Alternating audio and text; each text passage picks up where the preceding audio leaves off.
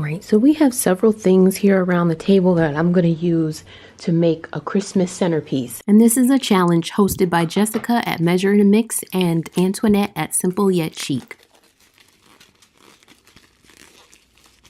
I got this foam from the Dollar Tree and I got the sign from Michael's. It was originally $30, but I got it for $6 at an 80% discount.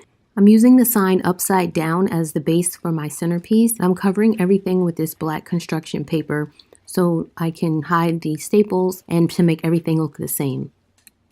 I already had the construction paper on hand, and the other items that I'll be using coming up are a set of candles. I got them at Burlington a while ago, and also the ornaments. I'm not sure where I originally got them, but I already had them from previous years.